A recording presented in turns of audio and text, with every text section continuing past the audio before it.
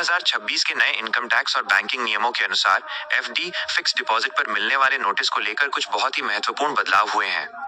अगर आप एक बार में या एक साल के अंदर बड़ी राशि की एफडी कर रहे हैं तो आपको एसएफटी स्पेसिफाइड फाइनेंशियल ट्रांजैक्शन के दायरे को समझना होगा। यहाँ पूरी जानकारी विस्तार से दी गई है कि कितने रुपए की एफडी करने पर आपको इनकम टैक्स विभाग का नोटिस आ सकता है। 1. कब आता है इनकम टैक्स का नोटिस? द 10 लाख रुपए लिमिट। इनकम टैक्स विभाग की सीधी नजर उन लेन देन पर होती है जो बैंक द्वारा एसएफटी के तहत रिपोर्ट किए जाते हैं। 10 लाख रुपए या उससे अधिक।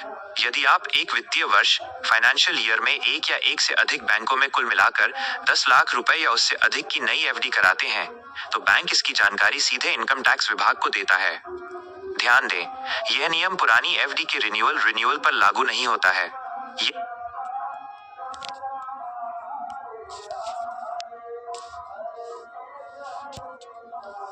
यह केवल फ्रेश डिपॉजिट पर लागू होता है।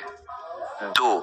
कैश नकद में एफडी कराने के नियम। सख्त चेतावनी, अगर आप चेक या नेट बैंकिंग के बजाय नकद कैश ले जाकर एफडी करा रहे हैं तो आप विभाग की रडार पर बहुत जल्दी आ सकते हैं। पैन कार्ड धारकों के लिए एक साल में कुल 10 लाख रुपए से अधिक की कैश एफडी रिपोर्ट की जाती है।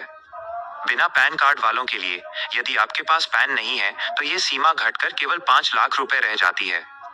नोटिस की संभावना, यदि आपकी एफडी की राशि आपकी घोषित सालाना आय आईटीआर से मेल नहीं खाती है तो आपको आय का स्रोत सोर्स ऑफ इनकम बताने के लिए नोटिस आ सकता है। 3. टीडीएस और ब्याज पर टैक्स ऑन इंटरेस्ट। सिर्फ जमा राशि ही नहीं, एफडी से होने वाली कमाई पर भी नियम बदल गए हैं। टीडीएस सीमा, यदि एक साल में एफडी से मिलने वाला ब्याज 40,000 रुपए आम नागरिकों के लिए या 50,000 रुपए सीनियर सिटीजन्स के लिए से अधिक है तो बैंक 10% टीडीएस काटता है। फॉर्म 15G15H, यदि आपकी कुल आय कर योग्य सीमा से कम है तो टीडीएस से बचने के लिए समय पर यह फॉर्म जमा करना अनिवार्य है। 2026 में नोटिस से बचने के लिए टिप्स। डिजिटल लेन देन का उपयोग करें। कैश के बजाय नेट बैंकिंग या चेक से एफडी करना हमेशा सुरक्षित होता है। आईटीआर से मिलान, सुनिश्चित करें कि आपकी एफडी की कुल राशि आपकी इनकम टैक्स रिटर्न आईटीआर में दिखाई गई आय के अनुपात में हो। एआईएस फॉर्म 26AS चेक करें।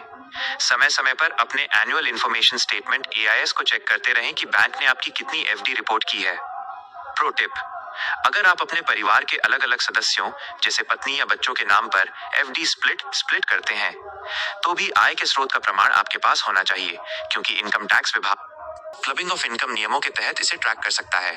क्या आप अपने लिए या परिवार के किसी सदस्य के लिए एक टैक्स फ्री एफडी स्ट्रेटेजी जैसे 5 साल की टैक्स सेवर एफडी की जानकारी चाहते हैं?